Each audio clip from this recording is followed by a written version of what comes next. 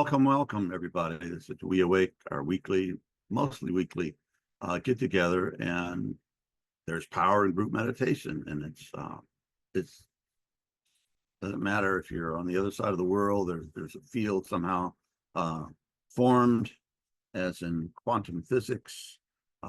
One thing can to make another particle change if it's on the other side of the universe instantaneously faster than light. Anyway, there's a lot of mysterious there. And that's what happened. So just take my word for it. And this is going to be a long one today, because I think we live, as the Chinese say, the curse. May you live in interesting times. And we are living in interesting times. And there's a lot of things going on. There's a lot of disruption of the economy, and that's what gets people's paying attention, at least in the United States, apparently. Some of us not. Anyway, I couldn't make a gross statement like that. But I know it's been good for business for psychotherapists. Okay. My psychotherapist friend says they're getting lots of people in that are anxious and depressed and hopeless, and all of this stuff coming from what President Trump is doing. And this is a spiritual thing. We shouldn't talk about this stuff. But in Ken Wilber's integral theory, integral model, the first basic thing is the 4 quadrants.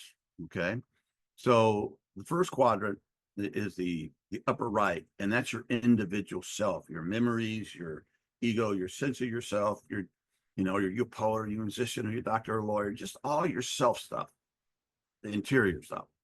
Okay, and the upper right is your physical body, this thing. Okay, so you can see these 2 quadrants are very important. Below that, in the lower left, is the we space. Okay, your relationships, your family, your friends, your brothers and sisters, your non-biological brothers and sisters and parents, and then it expands out to your country, to the world. So in that lower left quadrant is where I think we touch on politics and what's going on, because we leave a big crack. When America does something, it's a big deal. And then in the lower left is the ecosphere, the technosphere, the physical things, this technology that we're using, the things that you bump into in the night if you don't have a light. I mean, the physical stuff, nature, all of that. So the idea, and I found that working with clients struggling with depression or addiction over the years, that you have to consider people's relationships, in all these different quadrants. For example, if you're very physically fit in the upper left, well, that's a really good thing. There's nothing, and you work on it and you're dedicated to keeping your body in shape and eating, etc.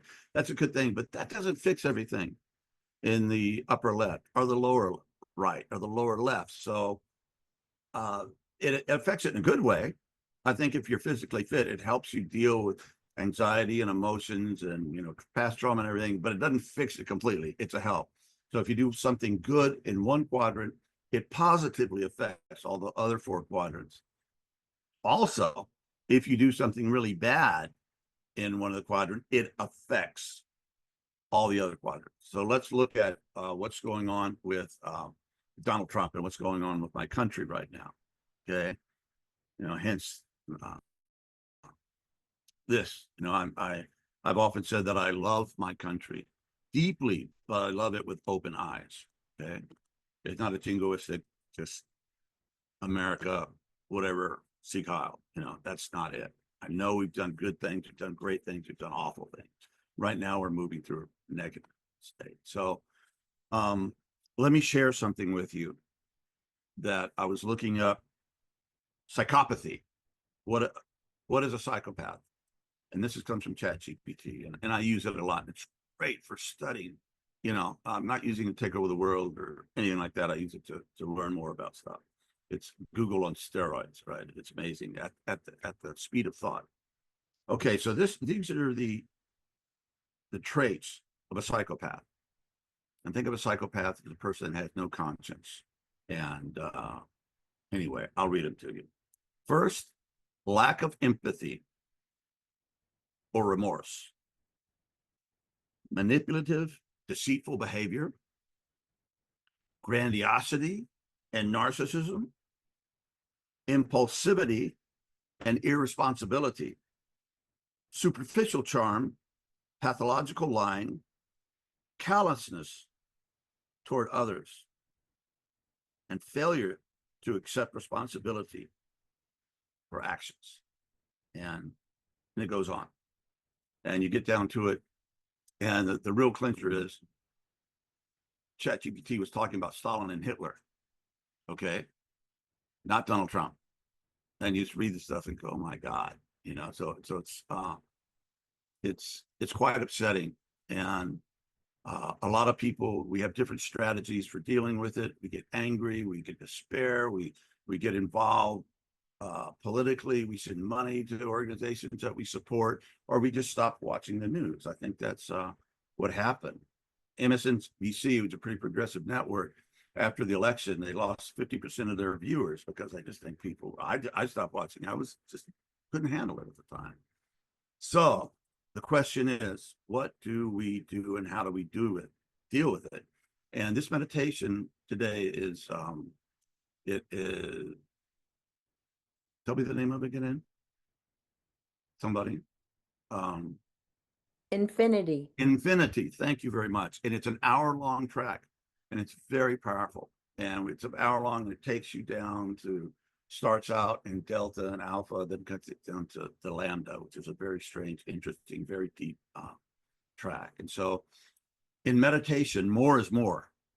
Okay, you notice if you do a half-hour meditation, that's good. You know, a lot of times you get a lot out of that. But if you do an hour, you know, it just gets deeper. And I think this is the time we really need to deal with it in whatever way we feel guided or we choose. And I have, when I was meditating, praying about this stuff that's going on, okay, I'm very connected to Ukraine. I have friends there, and I've been friends for a long time, and they let me know what's going on since the beginning of this thing and before. And I have lots of Canadian friends, and I've been to Canada, and you know, Canada is a beautiful country. It's got the same problems that we have in the United States, but they're their own thing, and they're very proud people. And I was thinking yesterday that Donald Trump has been really good at dividing our country, the United States, but he's been masterful in bringing the Canadians together, unifying their country. So it has its positive sides. And I was talking to my Ukrainian friends, that I was apologizing that the United States had voted along with North Korea and Russia in there was a move, the United Nations, to put the responsibility of the war, the invasion of Ukraine, on Russia.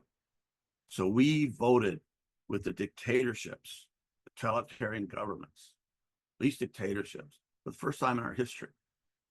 And I said to my friend, my heart was broken. I said, you know, we're no longer the leader of the free world. We've abdicated that. And she said, no, Ukraine is. Okay. So what I know, personally, what I'm supposed to do with this, I'm supposed to stay centered.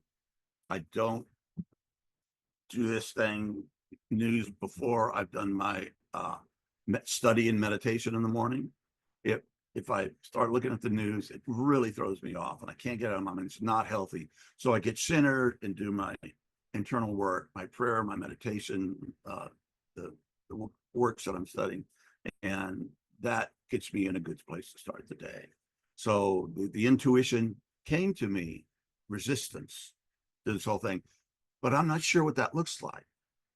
I don't know if it means I'm supposed to hit the streets. I don't mean if I'm supposed to give money to organizations. I don't mean if it just means being a bodhisattva and, you know, letting what's radiating out of me help other people and reduce suffering in the world. I don't know what it looks like, you know, and I'm getting older. So there's a lot of things that I could have done when I was younger that I can do at this stage of my life. So this is a koan. This is a that I want to you know, put out to us, the koan of what does resistance look like. And if you're a Donald Trump supporter, I'm sorry, this is probably really offensive, and you probably canceled me. I had to reset, but I hope not. So let's do this and go deep inside, beyond the ego self to the essential self that Hamid Ali or uh, AK almost talks about, and we've done that in our podcast, the Deep Transformation Podcast. We got a little thing on YouTube for 100,000 subscribers, so thank you for that. And look deeply within, and what is a centered, useful place? Because sometimes if we do things that are not wise, we just add fuel to the fire, okay? And it just makes things worse. So what is a way that we can resist this attacks on Canada, the betrayal of Ukraine, and firing all the park rangers and all that stuff? What can we do to be on the side of the good? And that's the koan. And I'm not sure that I can give you the answer in that, but I think it needs to come from a really deep place. And that's why these are some really great tracks that I've used for a long time. And I'll see you on the other side. So get your body, your spine straight. Relax your muscles, shoulders, upper backs, where I carry a lot of stress in your jaws. Okay, just anyway, love you guys. Let's do this thing.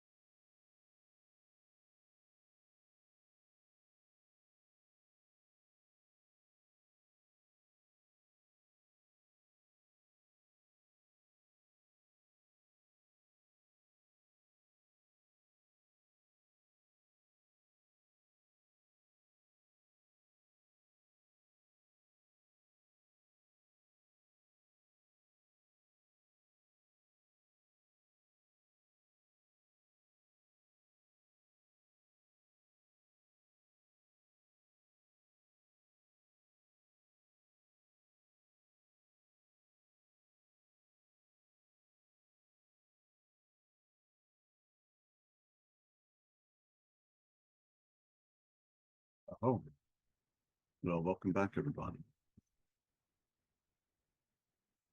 I hope that was for you stuck with us through this. I hope that was good for you. And I prayed that my meditation would be deep because there is scientific evidence that if you are meditating with people who are in that zone, in that presence, or as a master, that affects the whole group. And I don't claim to be an enlightened master, but I have my moments. So I was praying that I would go there, that we would go there, so we could help each other. And I'll just say a few more things about the subject, what to do.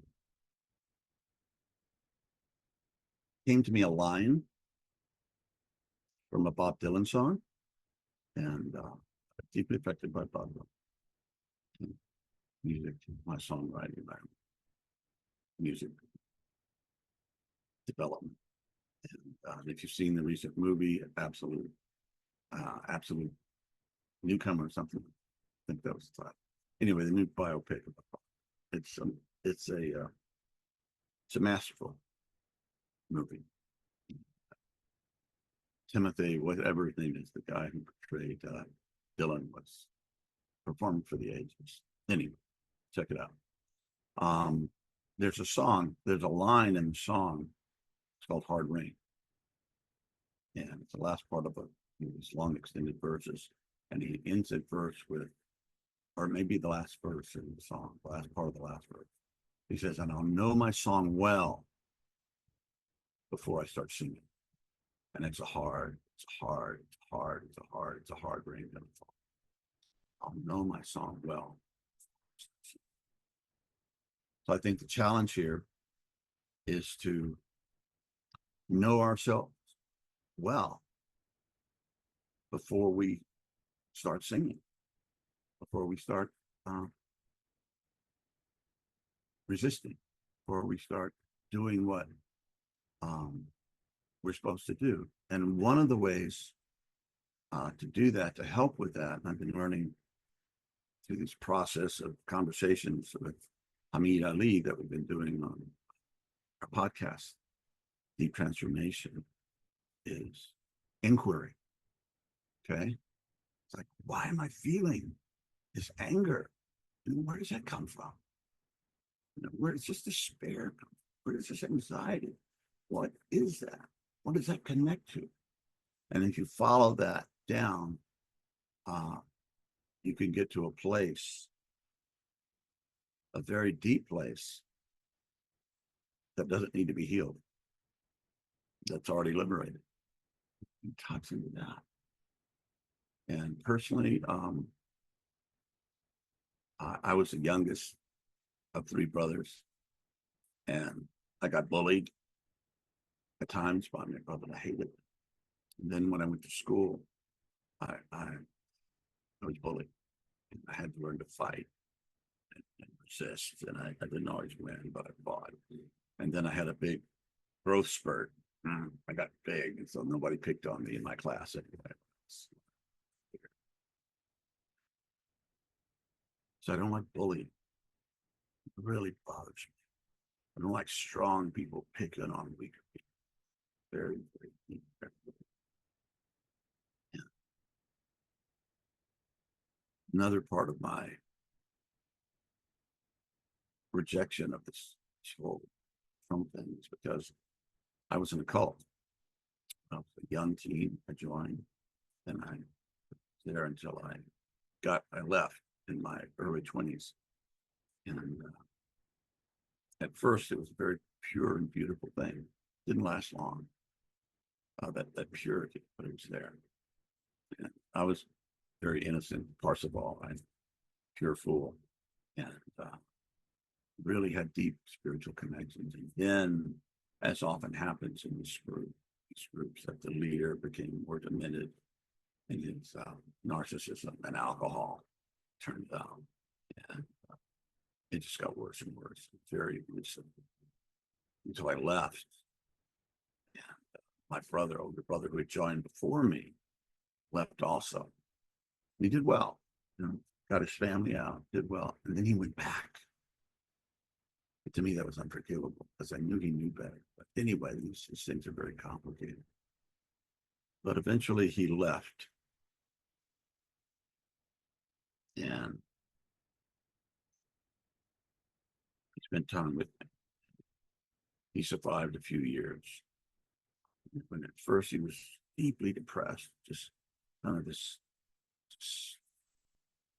1,000-yard stare they talk about combat survivors. His face was sunken. And then we did some things and he had a real breakthrough. The power of the cult thing. He got free from it. He never went back to that. But in the last year or so, they had really just physically and psychologically and spiritually abused him. You know, because he was lifted up in pride, or he was a threat to the power. And so, you know, that's what cults do. If anybody has a spark or has strength, it threatens the leadership. They have to be dealt with, and he was dealt with. And he did really well for a while, but then he didn't do well. And it ended up that he committed suicide in our home, him and my home. And Pam, God bless her, she found his body. So I have these strong feelings about that. I get that. So I feel these things that make me respond with anger, rage, when I see things. And of course, I hate those parts of myself that would want to be a bully, that would want to, you know, pick on people. I think I do it much, but there was one thing I remember when I was a kid. I got pulled into a fight by a friend of mine who was being a bully to this one kid. And I think he was from Cuba. This was I went to school in Mexico City. And I got pulled in a fight just because I was a friend. And I started, you know, fighting with this kid, something I didn't want to do. And it was a rough fight. And I felt ashamed of that ever since. I pray for that quite often. I feel so bad about it. I don't think that incident. He was completely innocent. He didn't do anything to provoke this thing. But I was with my buddy, this tough kid from Detroit, you know. So anyway, got pulled into that. So self-examination. Why do I feel this way? Why do I respond this way? What's going on in me? Know your song well before you start singing. Know yourself well before you start acting, before doing or not doing. And this is the last bit. I've always been very interested in ethics, in morality, in good behavior and good action. What does that mean? How do you do that? What does it look like? What does it feel like? And the ancient Greeks were very interested in this subject. Okay. And I think this is from Aristotle, not even Plato, but I think it's Aristotle. What he said, that virtue is behavior, and virtues kind of loses something in the translation. It's like being goody-goody or something like that. It's not that. It's being present, being right, being centered, and coming from that deep place of presence that's already in us. Okay. And doing what is appropriate. Again, I think the word appropriate probably loses something in its translation because it's well, just act appropriately, you know, like don't pick your nose in public and, you know, use your fork in your left hand or whatever it might be. It's not that. It's right action, responding in a way that helps bring the situation to a better space, that decreases suffering, increases wisdom. And that can look like different things at different times. There's no set of rules that works all the time. You have to know what is and what your response would be. And I think if we do that, it will help alleviate a lot of our suffering, our despair, stuff that a lot of us are experiencing because of this eruption of authoritarian government, neo-fascism. I think that's actually accurate. I don't think that's hyperbole. So to know how to act, how to respond. And I think one last, I think another very important thing is to treat everyone with respect, even if they're, your family members that are deeply, Trump and MAGA and all of this stuff. And Canada is our enemy and we have to attack them and all of this stuff. Listen to them. Ask questions. If you don't understand, and just, what do you mean? Like if you're talking to a fundamentalist Christian, it's like, what do you mean when you talk about praise God? What do you mean when you talk about sin? What is it, when you say grace, and ask and listen, okay? And I found that people really respond to being listened to in a very open and non-judgmental way. You're not listening to them so you can come back and respond and show them the right way. Oh yeah, well, blah, blah, blah, blah. That doesn't work almost ever. So listen to them and listen to the point that you can explain to them why they support this thing, man, Donald Trump, and being able to explain to them why they believe what they believe. And again, I'm sure that's tied into their own personal experience of life and trauma, but be able to explain to them better than they can explain it to themselves. And then they'll know that they can listen to you and that you paid attention and you're not just, reacting and trying to, convince them. Get to that place. Know your song well, know yourself well before you start singing, and get to know him or her well before you start singing. So that was a long meditation. God bless you guys. It seemed very short to me. It didn't feel like an hour. So,